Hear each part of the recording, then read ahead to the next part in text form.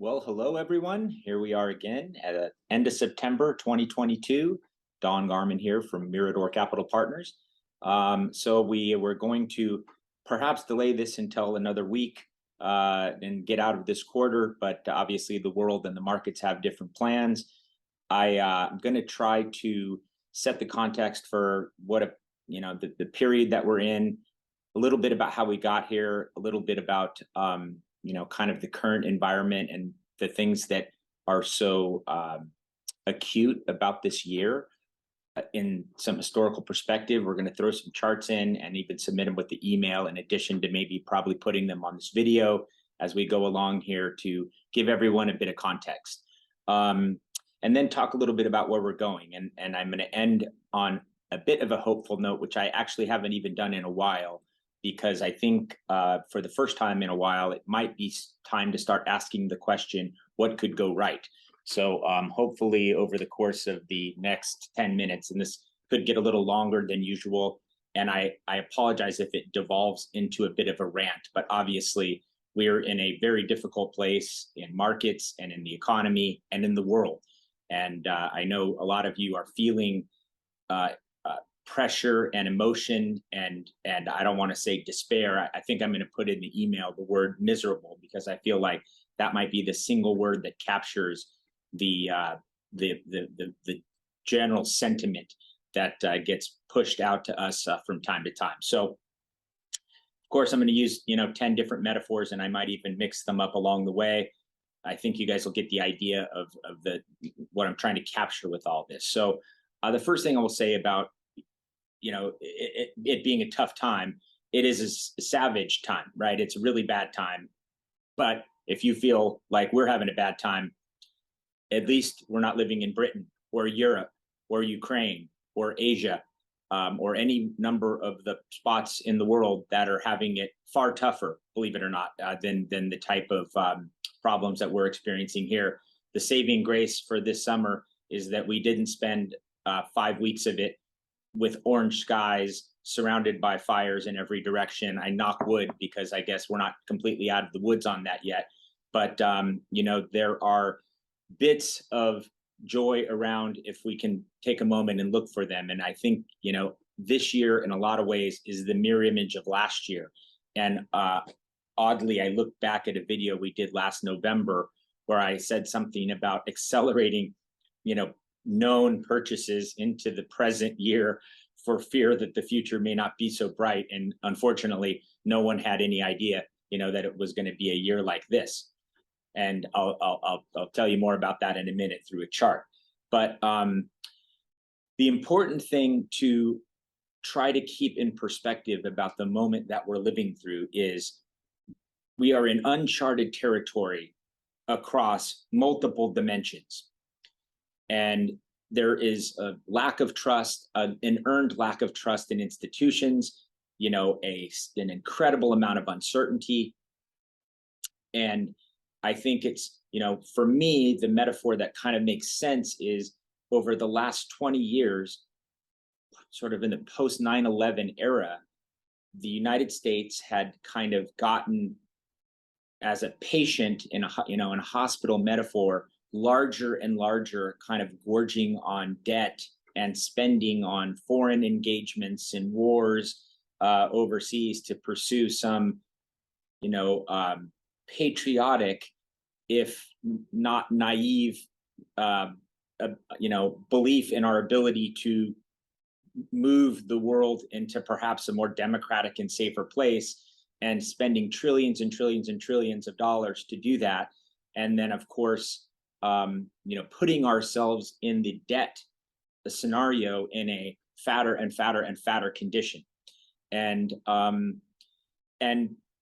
as interest rates are coming down and down, and then the global financial crisis, of course, the Fed introduced this policy of quantitative easing, keeping interest rates artificially low, which could feel like a drug in the system of the patient, a heart medication or a high blood pressure medication or something that was treating this kind of, keeping interest rates low to try to keep the patient going and maybe getting stronger and perhaps starting to get stronger on our own abilities again. And years tick off and years tick off, and now that you're on the meds, and the patient is the US economy. And you can kind of think of the arms and legs as the four corners of the country, in the Northeast and California, and the Northwest and California, and the Northeast and Florida, and the sort of big middle of the country, as all parts of the body that can be subjected to different ailments for different reasons. And so then, of course, going out of 3 years ago, 2019, into 2020, a virus takes hold in the body. And, if in this metaphor, if the hospital, the administration are the doctors, and, all the way up to the Federal Reserve and everybody, being administrators, or however we're going to continue to move this metaphor down the road, as the virus was taking over the body, the experts, the doctors, believed that to put the patient in a coma was the best way to stop the virus from spreading and killing the body. And so they put the patient in a coma. And then we tried to develop treatments to slow the virus, right? Everyone knows where I'm going with this part of the metaphor. And then, that appears to be an acceptable treatment to the virus. And we are then now in the world of unintended consequences. And if you have seen anyone who spent a protracted amount of time in the hospital, and all of the different things that can go wrong that weren't necessarily even wrong when someone went in, we are in that world right now, which is that the 6 trillion or so that we produced in stimulus and spent produced a level of inflation that was higher than anybody, including the Fed, importantly the Fed, anticipated. And we all remember when they were saying that this was a transitory problem. I find that interesting because I look a lot at the anecdotal world that I live in and the real world decisions that people make. And I looked earlier about a presentation I went to in January, late January of this year, where the advice given to C-suite people was raise prices because you can, because everyone else is. And everyone did. And it was even proposed and recommended that we raise prices. And of course, I think that might have been unpopular. But I'm going to use a microcosm of our own business to describe the condition that we're in the world. And this will get to what we're doing about it later on. So, everyone did raise prices, and that is what inflation is. And so this is a very, very interesting position. And at the same time, back to our patient metaphor, different ailments are attacking the body, and now there's a new one called inflation. So we need to get the patient stronger. And so we pull the patient off the table and start rehabilitation. And while we're in our first couple steps of rehabilitation, we decide to put a 50-pound weighted vest on the patient in the form of higher interest rates, and not just higher. A year ago, interest rates were near zero, and the forecast from the Fed in January of this year were that they would not need to raise rates all of this year, because 2022 was going to produce, show that the inflation that we were starting to witness was transitory, and it was going to extinguish as quickly as it started. So, now we're at the position where, costs have risen, revenues are falling, and behavior is changing. And so this, to me, gets back to this core thing that I keep harping on, which is businesses are priced on the earnings that they generate times a multiple. So where we are today is that earnings actual estimates haven't really come down that much. What's come down is the multiple. The multiple has gone from over 20, close to 21, to 16. And so 25% contraction in the multiple. That's rare. Rarer still is that this has happened in a year when bonds have done even worse. So the chart I'm going to put up shows why everybody is kind of like globally stunned at this moment that we're in, because The other moments where you see stocks that have drawn down as hard as they have, and there have been other times like this in the past, in each of those instances, bonds were down a lot less. In a lot of cases, they were up. So for bonds to be down more than stocks in a year where stocks are down this much is a global reckoning. So if you pay attention to the news, you've seen that, now it's migrating into currency, brush fires that we hope are contained. And down the path from that would be potentially credit dislocations, which, can produce unpleasant outcomes in their own right. So plenty of reasons to be concerned. However, from where we are, history is pretty clear that selling everything now and staying in cash is a very, at best, temporary elixir to the most urgent, problem of the emotional distress, because things are actually much better positioned in terms of their ability to perform in the future because prices have come down so much. So the point I was going to make about our business and kind of why I'm persisting to believe that earnings estimates must come down is I look at our little microcosm of a business. Most of you are aware that the revenue of our business is tied to the values of your accounts and all of our assets, which I own I own it all too. So the revenue of our business has come down, as they have in many other businesses. However, we like to present the best quality and highest quality partners and staff that we can, and have used this opportunity to upgrade, and their incomes are not tethered to the revenue of the firm. So the costs of that have gone up because they all have rent and have to live their lives as well, and costs for all of us have gone up across the board. And so it comes out of earnings. It comes out of the earnings of the firm. So the point I'm trying to make with this little diversion is that the profits of Mirador as a business are down. And so in a real way, the value of Mirador has gone down because it's a function of the profits times the multiple. So whether it would occur to me right now to go out and sell the business to someone else because it's gone down would be completely counterintuitive to what would be rational and what it would occur to me to do. So this is one business, and the stocks that we own, and I want you to go through this thought experiment with me.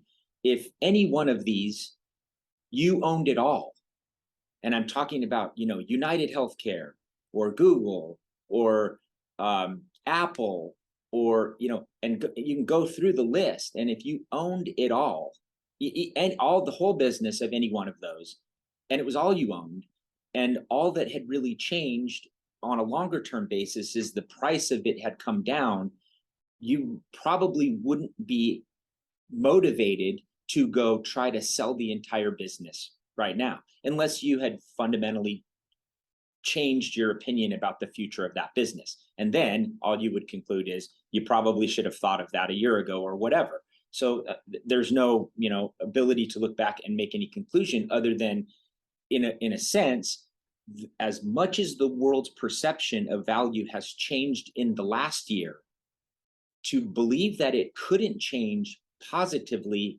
in the next year is not obviously rational either. The world did change a lot. As we said, the Fed expected this to be, interest rates to not have to start going up this year. And yet they've gone up farther faster than they ever have in the history of the world before.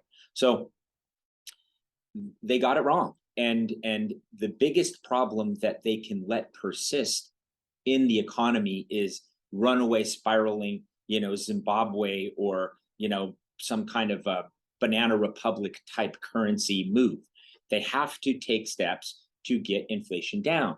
This brings me to my next point, which is when business, this is exactly what the Fed is trying to do, which is when businesses like mine on up are making less profits, and a lot of companies and deals that got transacted in the last year or two, people are realizing that they overpaid. The values have gone down. They've overpaid for these transactions. So what do? You have to right size the business toward the current revenue. And that is automation, that's layoffs. You can't cut costs by by all the things that it takes to do our business. So it usually takes the form of layoffs. That won't happen in our business because, like we run the strategies, we run it very conservatively. So we're never going to be near those lines where those types of whipsaws are having to be contemplated. But in the rest of the world, they do run it more levered, and there will be more pressure, and there will be layoffs, and they're coming, and they're already here, and they're going to be coming fast and furious. So as those people are being laid off, it's not there's going to be more pain in the economy, not necessarily a ton more pain in the markets, because the markets price things in well before the real economy bottoms, if you will. So it's sort of like, I've said this for a while, multiples have come down. When earnings come down, that is the cue to load up for the next cycle. So the question then is it too late to get on the sidelines and wait for that moment in the future? And the funny thing is, many of the things we own today, we've owned since before the last financial crisis. So it's sort of like, I look at the holdings, and you can all do the same, which is you look at the embedded gains that we have in positions that we've held for 15 years, and we chose today to toss it all overboard. It's just not realistically rational to do that, for the belief that we're all going to, that we're going to be able to figure out a much better price way lower and buy all the same stuff back. And for many of us, there's additional tax consequences to ponder. So I guess my point in conclusion is, it isn't pleasant for me either. A, I own it all. B, my business is tethered to it. C, I care for all of you on an individual level, and I feel the pain, and I'm not glib or trying to be cavalier about that. But this has never happened before, and so the idea that we were going to be able to, and every asset, including real estate's going down. So all that's happening now is that people are being barraged with the new regurgitation of the get rich quick schemes, and your stocks are doing bad, so do this other thing that never does bad, which is just the next thing that's going to go bad. So there is no easy way. And somebody said it to me the other day, I want you to have a magic pill, I want you to have a magic thing that we can, and I'm like, that would be great, but we all know that doesn't exist. So I that's a pretty terrorizing preamble. So let's leave this on a note of what could go right. I started with that. I want to finish with that. So for years and years and years, a couple decades longer, globalization has been a theme, which is, we're going to lower costs of production and globalize and bind everyone together, and do business together and trade and all that stuff. And I think some version of that will persist into the future. There is a huge swing back to not having the world in that condition when we found ourselves with no PPE during a pandemic and relying on Middle East oil.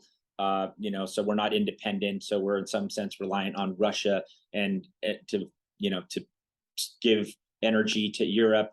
So some of that stuff is in the process of being unwound. And what I believe could be happening is that a new era of innovation and technology that didn't exist a decade ago will be supplying the country with the ability to become truly energy independent, where I think we'll all have, distributed energy attached in our neighborhoods and on our homes, where we really aren't reliant on the Middle East anymore for our energy. And certainly, I think geopolitically that does us some favors longer term, creates a little bit more teeth to negotiations and how we understand each other geopolitically. I do think that this is my true belief in my heart, which is at the core of this, there is a freedom versus totalitarian white hat, black hat, ethical core point that can help us win over the next century. And so what I want to believe is that the tenets of freedom, if we can preserve them and not, allow the infighting among the two political party duopoly in this country to, fight us all into the gutters of discourse, if we can push through that and get to something more civil, and then I think we once again can be a place where we do attract the best and the brightest and the smartest people from all around the world. And that can, I think, provide the next century of innovation and back to the solid, healthy patient activities of the diet and exercise and good growth.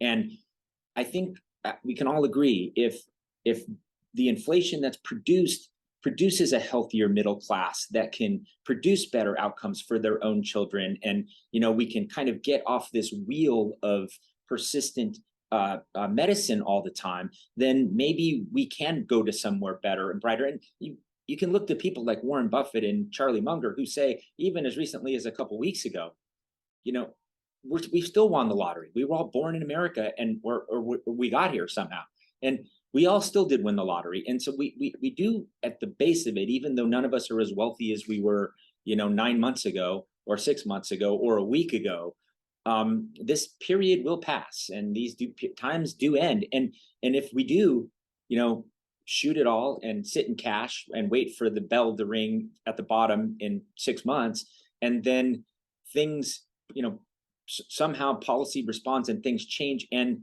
things do turn quickly, then we are in a very, very bad place, which is we've coin flipped and we flipped wrong, tails instead of heads. And now all of a sudden, we're in that period of time where we have to figure out, do we wait for it to pull back? The truth is, it's going to be a little different in the next 10 years than it has been in the last 20. It just will. And all I've ever said about this period is we will win relative, whatever that means, because we have a unique set of tools that have been developed over the last 25 years to sort of play in this condition. Now, all relative means this year is we haven't done nearly as bad as many, if not most, all other people. And I could document that 1,000 different ways for anybody who wants to press me on that point. But I see the numbers and I know exactly where we stand. So the question then is, what next? So we will let this earnings season play out, which starts next week. October starts the report card season.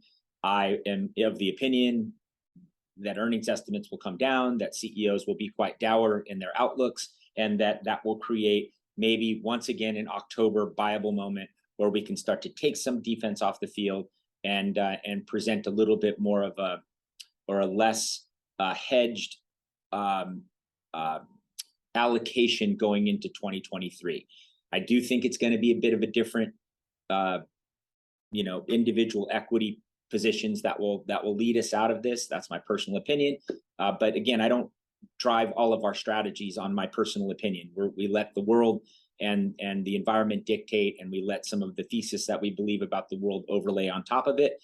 But the point is, as I've said before, the point is never to be precisely wrong.